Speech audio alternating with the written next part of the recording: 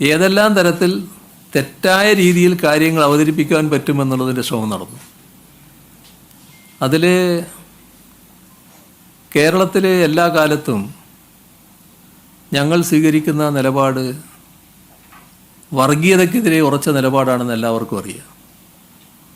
ഇപ്പം ഞങ്ങൾ രാഷ്ട്രീയമായി നേരിടാൻ താല്പര്യമുള്ളവർ ചിലപ്പോൾ അത് സമ്മതിക്കില്ല, പരസ്യമായി സമ്മതിക്കില്ല.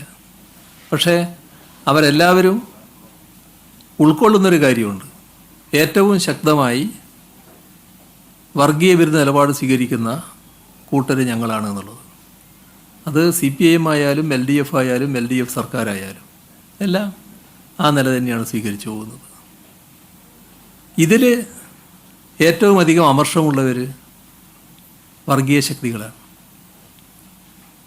അതിൽ ഒരു ഭാഗത്ത് ഭൂരിപക്ഷ വർഗീയതയുണ്ട്, വേറൊരു ഭാഗത്ത് ന്യൂനപക്ഷ വർഗീയതയുണ്ട്. ഈ വർഗീയ ശക്തികൾ സ്വാഭാവികമായും ഇതിന് ഞങ്ങൾക്കെതിരെ എന്തെല്ലാം തരത്തിൽ കാര്യങ്ങൾ നീക്കാൻ പറ്റും എന്ന് എല്ലാ ഘട്ടത്തിലും ആലോചിക്കാറുണ്ട്. അതിൽ ചിലർ ഞങ്ങളെ കൂടെ ആളുകൾ അണിനിരക്കുന്നതിന് വല്ലാതെ അസഹിഷ്ണുത കാണിക്കാറുണ്ട്. കാരണം അതിനോടവർക്ക് പൊരുത്തപ്പെടാനാവുന്നില്ല. എങ്ങനെയെങ്കിലും ഇത്തരം വിഭാഗങ്ങളെ ഞങ്ങളോടൊപ്പം അണിനിരക്കുന്നവരെ തിരിച്ചു കൊണ്ടുവരണം, അല്ലെങ്കിൽ പിന്തിരിപ്പിച്ചു കൊണ്ടുപോകണം എന്നാഗ്രഹിക്കുന്നുണ്ട്. അതിനുവേണ്ടി പലതരത്തിലുള്ള തെറ്റായ പ്രചരണങ്ങൾ നടത്താറുണ്ട്. അതിലൊന്ന് ഞങ്ങളെ ഒരു വർഗീയതയുടെ ഭാഗമായി ചിത്രീകരിക്കുക എന്നുള്ളതാണ്. ഇത് രണ്ട് വർഗീയതയും ചെയ്യാറുണ്ട്. നിങ്ങൾ സൂക്ഷ്മമായിട്ട് നോക്കിയാൽ കാണാൻ പറ്റും. രണ്ടു കൂട്ടരും ചെയ്യും. ഞങ്ങൾ മറ്റേ വർഗീയതയുടെ കൂടെയാണ് എന്ന് പറഞ്ഞുകൊണ്ട് രണ്ട് വർഗീയതയും ഈ ആരോപണം ഉന്നയിക്കും. ഇതിൽ ചിലർ ആ ശ്രമത്തിൻ്റെ ഭാഗമായി നടത്തുന്ന കളിയുടെ കൂടെ അൻവറും ചേർന്നു എന്നുള്ളതാണ് ഈ അടുത്ത കാലത്തുള്ള ഒട്ടേറെ പ്രസ്താവനകൾ കാണിക്കുന്നത്. ഞങ്ങൾക്കതിൽ ആശ്ചര്യമൊന്നുമില്ല, സ്വാഭാവികമായൊരു പരിണാമമാണത്. ഇനിയിപ്പം പുതിയ പാർട്ടി രൂപീകരിച്ച് കാര്യങ്ങൾ നീക്കാനാണെങ്കിൽ അതും നോക്കട്ടെ, അതിൻ്റെ ഭാഗമായി അതിനെയും നേരിട്ട് പോവുക എന്നുള്ളതാണ്. ഇവിടെ കാണേണ്ടത് അദ്ദേഹത്തിൻ്റെ ലക്ഷ്യം ഇപ്പോൾ പ്രഖ്യാപിച്ചു കഴിഞ്ഞിട്ടുണ്ട്.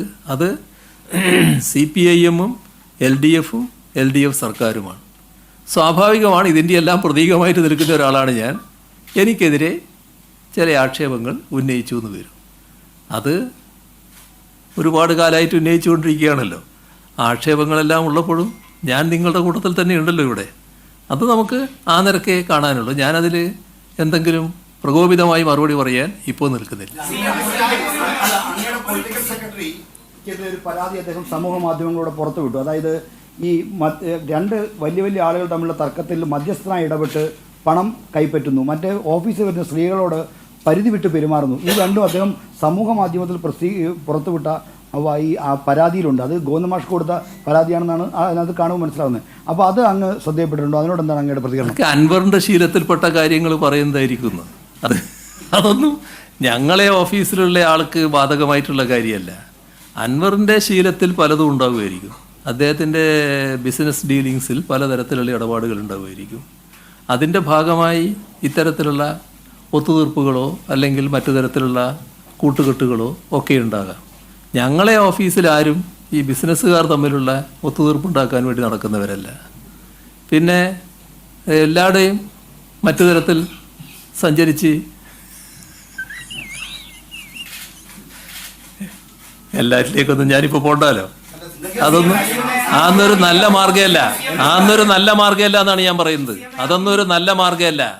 ആ നല്ല മാർഗമല്ലാത്ത വഴി അൻവർ സ്വീകരിക്കുമ്പോൾ അതിൻ്റെതായ രീതിയിൽ അതിനോട് പ്രതികരിക്കാൻ ഇപ്പം ഞാൻ നിൽക്കുന്നില്ല എന്ന് മാത്രമേ ഉള്ളൂ. ഏതായാലും ഞാൻ നേരത്തെ പറഞ്ഞിട്ടുണ്ട്, അവജ്ഞയോടെ ആ അധിക്ഷേപങ്ങളെല്ലാം തള്ളിക്കളയുകയാണ്. ഒരു തരത്തിലുള്ള സംശയത്തിൻ്റെ നിഴലിലുമല്ല എൻ്റെ ഓഫീസിലിരിക്കുന്നവർ നിൽക്കുന്നത്.